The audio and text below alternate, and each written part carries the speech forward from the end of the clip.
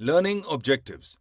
After completing this digital module, learners will be able to understand how the production function works in the production processes, learn how different input combinations as employed in the phases of production impact the quantity of the output, learn about the isoquant curve and their functions, learn about the long and short-run production processes and the variable and fixed inputs as employed in the production.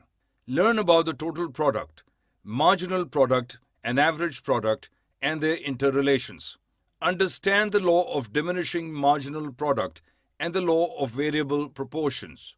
Learn how the shapes of total, marginal, and average product curves look like and the reasons behind their shapes. Learn about the constant increasing and decreasing returns to scale. Learn about Cobb-Douglas production function and the relation between the employed inputs and the outputs. Learn about short-run average and marginal costs and their relation with the outputs.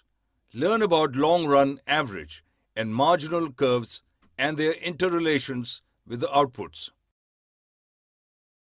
Production function and the concepts of long and short-run productions. Production functions.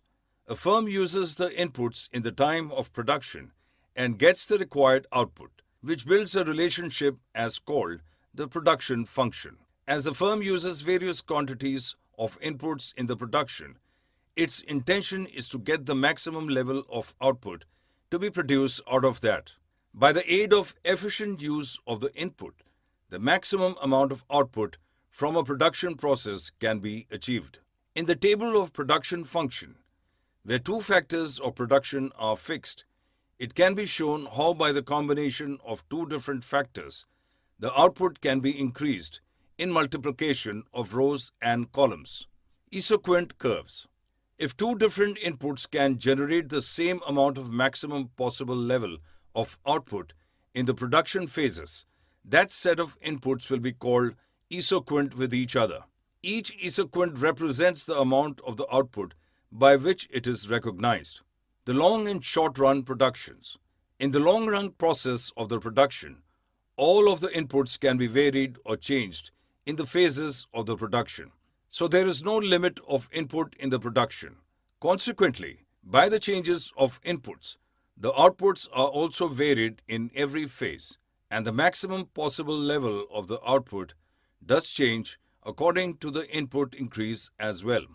The long term does not depict the time, but one production is long term when its every input is variable input.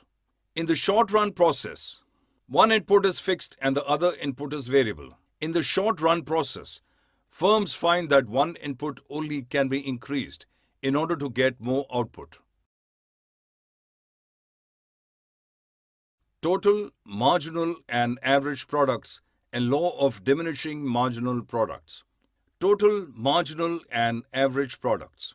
When one input is variable in a production process and other inputs are constant, then the relationship between the variable input and the output is called the total product of variable input.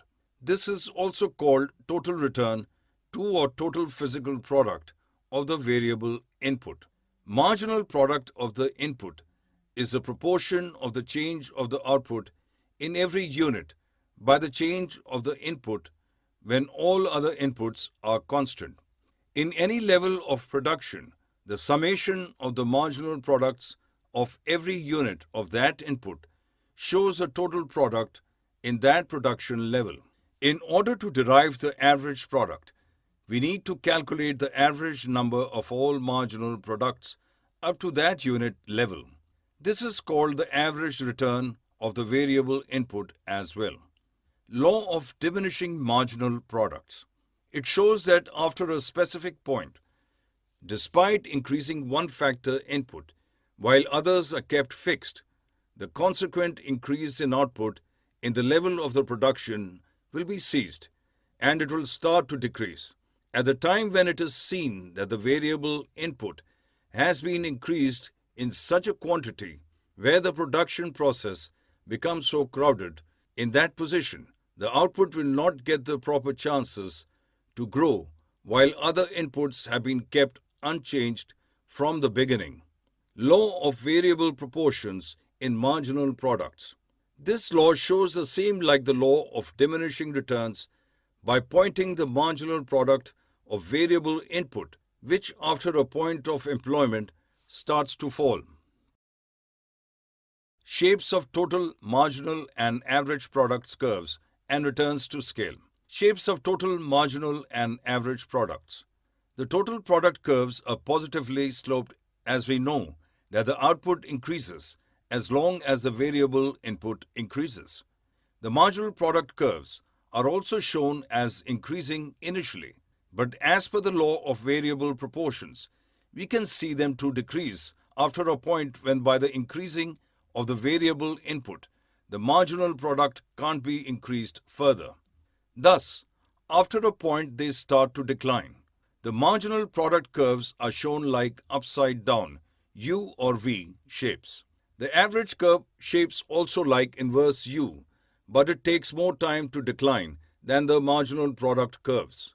We know that average product curve shows the average of the marginal products in every unit, so they must be lesser than the marginal products. When marginal products are going to decline, then also they becomes higher than the average points. Thus, the average curve continues to rise despite of the marginal curve's decline. After a point when marginal curve goes down, a significant decline, it starts to reduce its corresponding average points. The average curve cuts the marginal curve at its maximum point, after which it starts to decline. But after some time, the marginal curve starts to decline. Returns to scale. When every input of the production phase is variable, the output also increases. When we see the increment in proportion same as the increase in inputs, it is said the constant returns to scale. In the increasing return to scale, the output increases more than the input employment proportion. In the decreasing return, the opposite happens. Short run and long run costs. Total costs, average costs, and short run costs. For every level of output, firm chooses the least possible cost input employment. The cost function shows the relationship between the cost and output. The entire cost that the firm arranges to engage the fixed inputs is called total fixed cost. In the same way, we can get total variable cost too. The average fixed and variable costs can be achieved total fixed and variable costs by single unit of outputs. The short-run average costs are the total of average fixed and variable costs. Like marginal product, the marginal cost is dependent on total variable cost in the production. The short-run marginal cost is calculated from the ratio between change in total cost and change in output. Shapes of short-run cost curves. Total fixed cost, TFC, is horizontal to x-axis. When variable cost, TVC, is added, it goes upward. In average fixed cost, AFC, it shows like a rectangular hyperbola where the TFC can be seen in a shape of rectangle. Short average cost is the total of AFC and AVC, and both of these average costs initially fall till some level of output, production. When they start to rise, AFC remains greater than AVC, so still then SAC remains to decrease. When being pointed to opposite directions, the AVC starts to recede, AFC. SAC initiates to increase. It is thus a U-shaped curve. The long-run cost and the shapes of the long-run cost curves. The long-run average cost, LRAC, is calculated by dividing the total cost by the single unit of the output, and long-run marginal cost is similar to the changes in the total cost per every unit change in the output of the production process. The LRMC curve is the U-shaped and it crosses the LRAC curve at the minimum point of LRAC. It initially starts to fall due to the relation between marginal and average cost. Summary. Let us summarize what we have learnt. The production function shows the maximum quantity of produced output in different set of combinations of inputs. Short-run production shows some inputs to be varied, while in long run, every inputs can be varied or changed. Total product is the relationship between a variable input and output when all other inputs are held constant. For any level of employment of an input, the sum of marginal products of every unit of that input up to that level gives the total product of that input at that employment level. Both the marginal product and the average production curves are inverse U-shaped. At the maximum point of average product curve, the marginal product curve cuts the average product curve.